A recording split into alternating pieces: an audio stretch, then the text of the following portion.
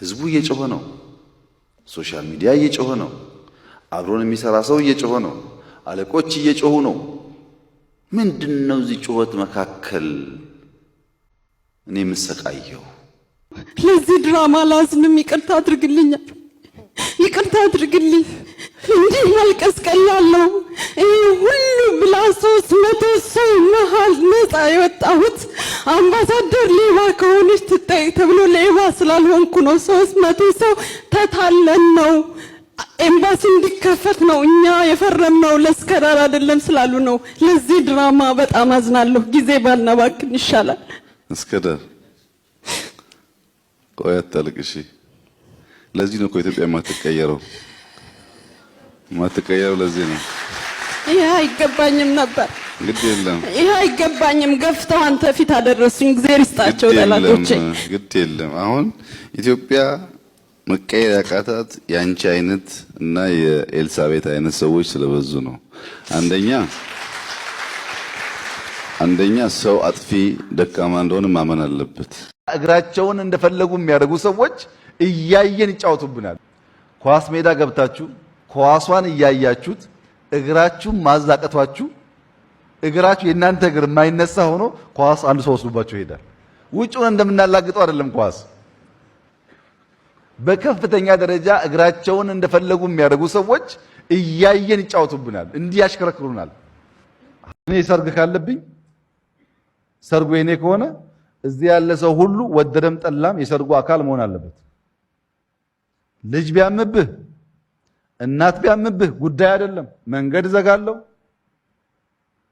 መኪና በአንድ መንገድ ሳይሆን በሁሉም ዘግቼ ቆማለሁ። ከኋላ መቆም አለብህ። ቢብ ማድረግ አለብህ። ሰርጉ የኔ ነዋ። ያንተ ሐዘን፣ ያንተ ለቅሶ፣ ያንተ በሽታ ጉዳይ አይደለም። ይሄ አብሮ አያኖርም። ያንተን ሰርግ አንተ ጨፍርበት፣ እኔም ጉዳይ አለኝ። አንተ ስታዝን ዓለም እንድታዝን፣ አንተ ስታገባ ዓለም ሁሉ ጸጥ እንድትል። የአርበኛ የብሔራዊ ስብዕና መላበስ አይደለም፣ የሚያውክ ነው። እንደዚህ ጉራጌ ተወላጅ ዱቤ አበድሮ ብሩ ባይመለስለት ዋ በሕግ አምላክ ብያለሁ ብሬ ያምጣ ነው የሚለው እንጂ ልደባደብ አይልም። በየቀበሌው ወረዳው ኢትዮጵያ ውስጥ ብትዞሩ ትናንሽ ኪዮስክ የሚከፍት ሱቅ የሚከፍት የጉራጌ ተወላጅ ዱቤ አበድሮ ብሩ ባይመለስለት ዋ በሕግ አምላክ ብያለሁ ብሬ ያምጣ ነው የሚለው እንጂ ልደባደብ አይልም። በገዛ ብሩም ቢሆን ሕግ ይጠራል እንጂ አይደባደብም። ሰላም ወዳድ ነው። ይሄ የኖርንበት የምናቀው ያበላን ያሳደገን ማህበረሰብ ስለሆነ በልበ ሙሉነት መናገር እንችላለን። ስለ ሰላም ወዳድነቱ፣ ስለ ስራ ወዳድነቱ ምንም ጥያቄ የለውም። ዱንያ ብላሽ እኮ የተባለው ስለማትሞላ እኮ ነው። የሚሞላ ዓለም የለም። እንጠይቃለን ይጨምራል፣ እንጠይቃለን ይጨምራል፣ እንጠይቃለን ይጨምራል እንጂ የሚቆም ነገር የለም። ከቆመም ትክክል አይደለም። መርካት አያስፈልግም። የሆነ ሰው ቅሞ ጽፎታል። እናንተም ከፌስቡክ ሰምታችኋል። እሱን በጣም ዱዌል የሚያደርግ ኃይል ብዙ ነው። ሮድማፕ የለም፣ እንሄድበት አይታወቅም፣ መድረሻችን አይታወቅም። መድረሻችንማ ያው ሰማይ ቤት ነው። አንዱ ሰው አእምሮ ይታመማል። አእምሮ የታመመው ሰውየው እኔ ስንዴ ነኝ ይላል። አንተ እኮ ስንዴ አይደለህም፣ ሰው ነህ፣ የእንትና ልጅ ነህ፣ የእንትና ወንድም ነህ ብሎ ማስረዳት የአእምሮ ሐኪም ለሆነው ሰው የቀናት ስራ ነበረ። ከብዙ ቀናት ጥረት በኋላ አንተ ሰው ነህ ሲባል ስንዴ ነኝ ማለት ትቶ ሰው ነኝ አለ። በቃ ሰው ነኝ ካልክ ድነሃል ማለት ነው፣ ወደ ቤትህ ሂድ ተብሎ ካሰናበቱት በኋላ እየሮጠ መግቢያው በር ጋር ደርሶ ይመለሳል። ሐኪሞቹ ጋር ምን ሆንክ? በር ላይ አውራ ዶሮ አየው ይላል። እና ብታይስ አንተ ሰው አይደለህም? ሰው ነኝ። ሰው መሆንን ታውቃለህ? አዎ አውቃለሁ። ታዲያ ምን አስፈራ? ዶሮ ሰው መሆንን ያውቃል ወይ?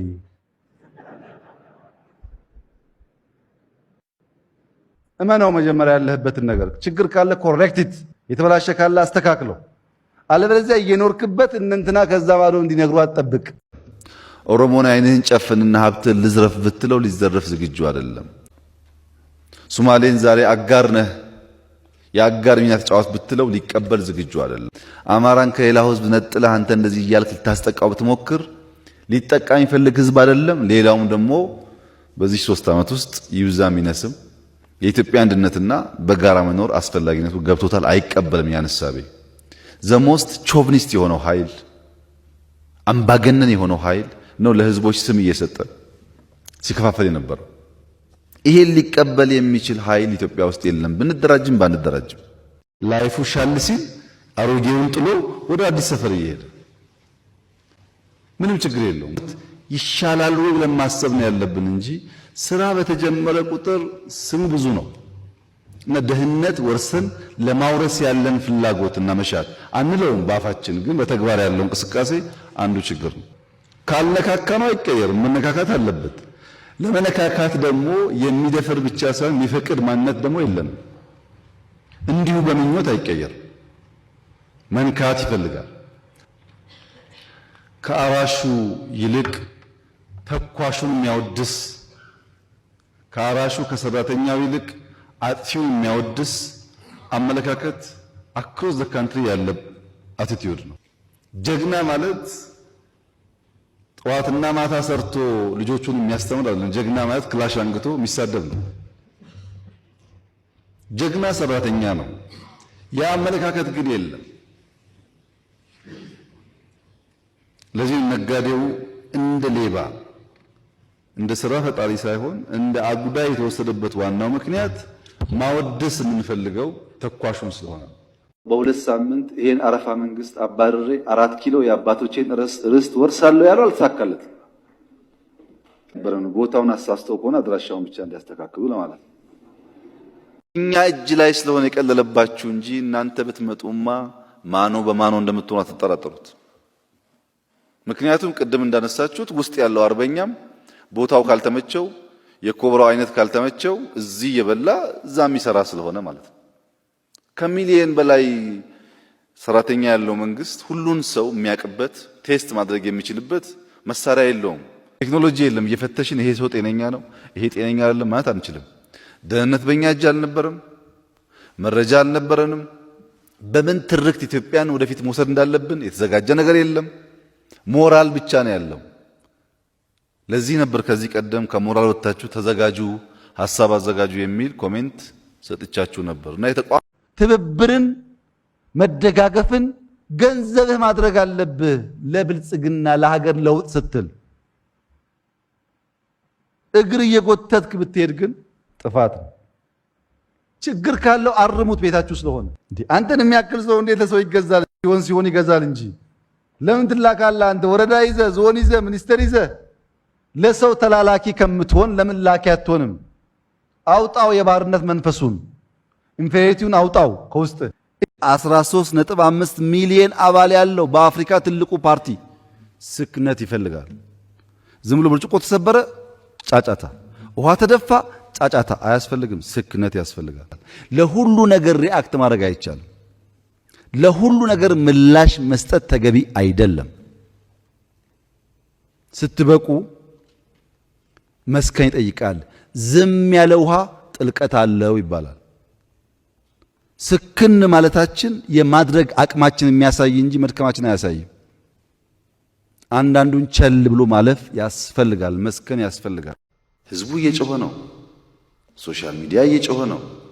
አብሮን የሚሰራ ሰው እየጮኸ ነው። አለቆች እየጮኹ ነው። ምንድነው እዚህ ጩኸት መካከል እኔ የምሰቃየው? ትርፉ ምንድነው ይሄ ነገር የሚልም እንድምታ ለኔጌቲቭ እሳቤው ኮንቴነሩን ቀይሩት። ለምሳሌ 600,000 ህፃናት በቀን 2 ጊዜ እየመገባችሁ ከሆናችሁ 600,000 እናት ወይም 2 ልጅ ካላት 300,000 እናት ስትምርቃችሁ ትውላለች ማለት ነው። አሉ በየጓዳው በትክክል ችግራቸው ሲታበስ የሚያመሰግኑ። እሱን ግን አብዙት። እናንተ አመስጋኝ እንዲበዛ ስራዎቻችሁን ደጋግማችሁ መልካም ነገር በመስራት ስራው ራሱ አፍ አውጥቶ እንዲናገር ማድረግ ያስፈልጋል። ለመስረቅ ከገባህ አይሳካልህም፣ አትሰራም፣ አይሳካልህም ማለት ትሰበስባለህ ወረቀት ግን አይሳካልህም።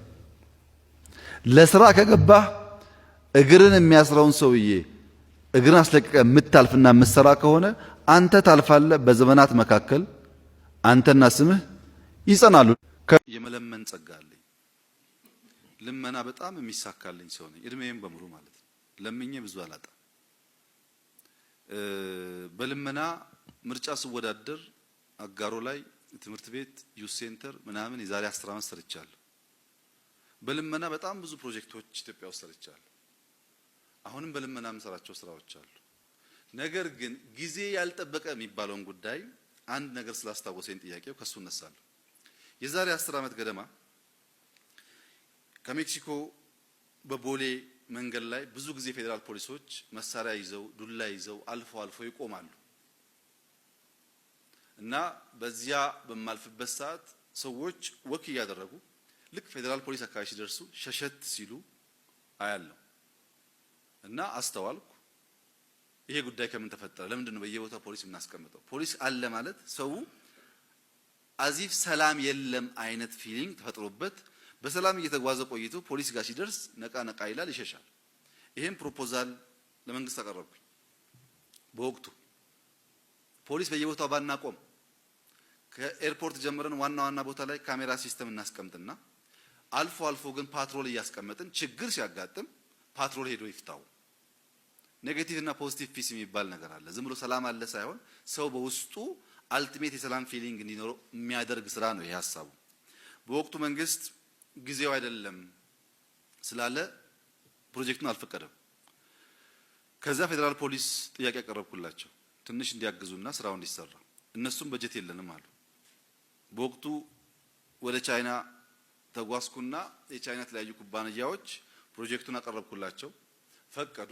አንድም የኢትዮጵያ መንግስት ወጪ ሳይወጣ ከኤርፖርት ጀምሮ ሸራተን እስከ ሜክሲኮ ድረስ የሰርቪላንስ ካሜራ ሲሲቲቪ ካሜራ እና ኮንትሮል ሩም ያለው ፖሊስ ፌዴራል ፖሊስ ተሰራ።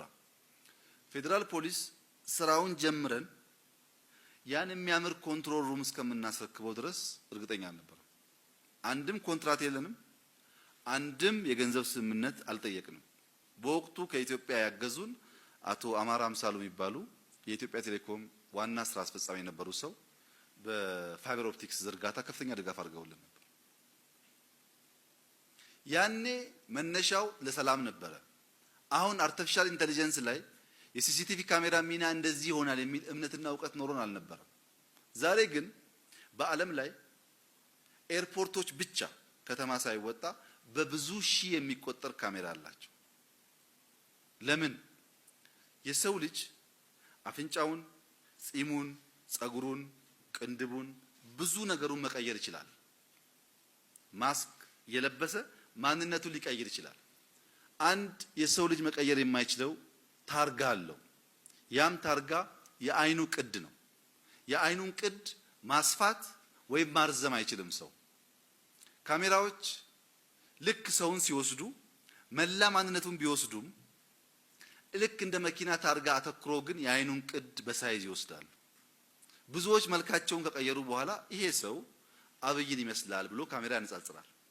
በአርቲፊሻል ኢንተለጀንስ በጣም በርካታ ሶርሶች ያሉ ቢሆንም አስተማማኝ ሶርስ ሆኖ ዓለም ላይ አሽሽ፣ ጥይት፣ መሳሪያ፣ ዶላር የሚባለውን እየያዘ ያለው ከካሜራ የሚገኘው መረጃ ነው። ያኔ ጊዜው አይደለም ተብሎ ባለበት ቆመ ያ ነገር። ዛሬ በርካታ ወንጀል ኢትዮጵያ ውስጥ ያጋጥማል። ምርጫ ቦርድ አለ? የት ናቸው? አላችሁ? እሺ፣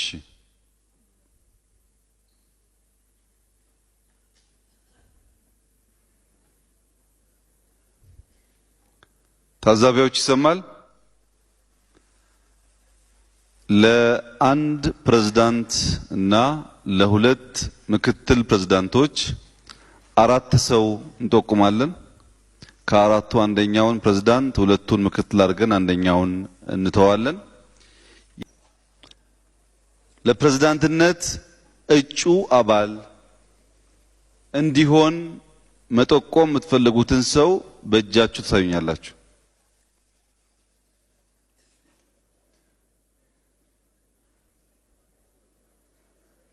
በዛችሁ ላይ ይታያል። ጠቋሚ ብዙ ነው።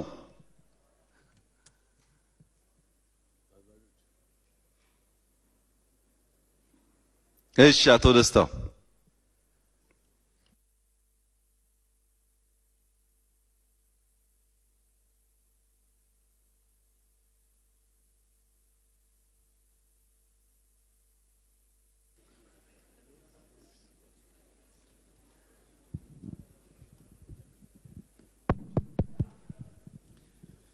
አመሰግናለሁ ክቡር ፕሬዝዳንት። አመሰግናለሁ ክቡር ፕሬዝዳንት። ስሜ ደስታ ለዳሞ ይባላለሁ። የሲዳማ ክልል ርዕሰ መስተዳድር ነኝ። እኔ ለብልጽግና ፓርቲያችን በፕሬዝዳንትነት ቢመረጡ ብዬ የሚያቀርባቸው እጩ የተከበሩ ዶክተር አብይ አህመድ ናቸው። ስለ ዶክተር አብይ አህመድ አጠር ያለ መግለጫ መስጠት እጅግ ከባድ መሆኑን ጉባኤተኛው ይረዳልኛል ብዬ አስባለሁ። ስለሳቸው ብዙ መጽሐፍ ተጽፈዋል፣ ብዙ ፊልሞች ተሰርተዋል። ያላቸው እምቅ አቅምና ብቃት እንደዚሁ ያስመዘግቧቸው ሺህ ውጤቶችን በአጭር ጊዜ አሳይተው ቤቱን ለመግዛት መሞከር ከባድ ቢሆንም መላው የኢትዮጵያ ሕዝብና አባሎቻችን ከዛም አልፎ መላው በሚባል ደረጃ የዓለም ሕዝብም ጭምር ስለሚያውቃቸው ስለሆኑ የተከበረው ጉባኤተኛ ለመምረጥ አይቸገርም የሚል እምነት አለኝ። ሆኖም ግን ሲዳሩ ማልቀስ ወግ ነው እንደተባለው አንድ እጩ ሲጠቆሙ የተወሰነ ነገር ማለት የተለመደ ስለሆነ አጠር አድርጌ ለመግለጽ ሞክራለሁ። ዶክተር አብይ አህመድ አሁን ምን ተነፍሰው ነጻነት በሀገራችን እንዲኖርና እንዲመጣ ለውጥ መላው ኢትዮጵያውያን ከውጭ እንደዚሁ የኢህአዴግ አባላት ከውስጥ ትግል በሚያደርጉበት ወቅት ህይወታቸውን ቀብድ አስይዘው ለውጥ ለማምጣት እጅግ ፍሮንት ወጥቶ ከታገሉ አመራሮች ውስጥ ወሳኝ ሚና የተጫወቱ ብቁ አመራር ናቸው።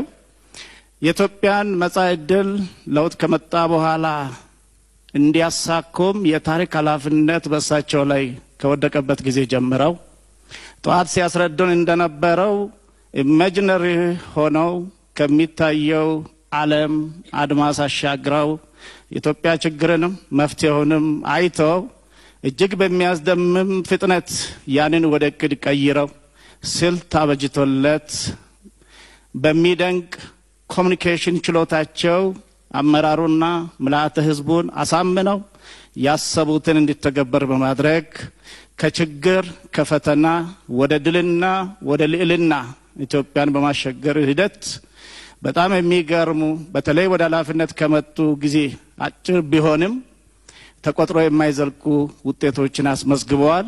ኢትዮጵያንም ከብተና ከውድቀት አድነዋታል። እንደዚሁ ለተከማመሩ ችግሮች ከፍተኛ ለውጥና ውጤት መፍትሄም አስገኝቶለታል ብዬ አምናለሁ። በተለየ መልኩ ቢገልጸው ጥሩ ነው ብዬ የሚያስበው ብዙ ጊዜ ይሉት እንደነበረው ኢትዮጵያዊነት ከክብር በላይ ክብር ነው። ዜጋው አገርን መውደድ ከሁሉም የሚጠበቅ ነው። እሳቸውም ሲኖሩ ኢትዮጵያዊ ሲሞቱ ኢትዮጵያ እንደሚሆኑ ደጋግሞ ሲገልጹት እንደነበረው ኢትዮጵያ ለብተና ለውርደት በታጨችበትና ያ ተግባር ገፍቶ መጥቶ ሸባሮቢትን ባለፈ ጊዜ በዚሁ አዳራሽ ስራ አስፈጻሚ ኮሚቴ አባላት ውይይት አድርጎ ነበር። በዛ ላይ አትጠራጠሩ ኢትዮጵያ ታሸንፋለች ብለው በልበ ሙሉነት ቤቱን ካረጋጉ በኋላ ብቁ አመራር መስጠት ደግሞ በተግባር ስለሚያስፈልግ ራሳቸውን ሲናገሩት እንደነበረ ቃላቸውን ጠብቆ በግንባር ተገኝተው እግዚአብሔር ቢረዳቸው በድል ሊመለሱ ያ ባይሆን ሞቶ ኢትዮጵያን ላድኑ ምላሳቸውም ልባቸውም አንድ ሆኖ አገራችንን በብቃት ማገልገል የቻሉ ለብዙዎቻችን ምሳሌ የሆኑ የነገውንም ትውልድ አገሩን እንዲወድ ያስተማሩ የቁርጥ ቀን አመራር ናቸው ብዬ አምናለሁ።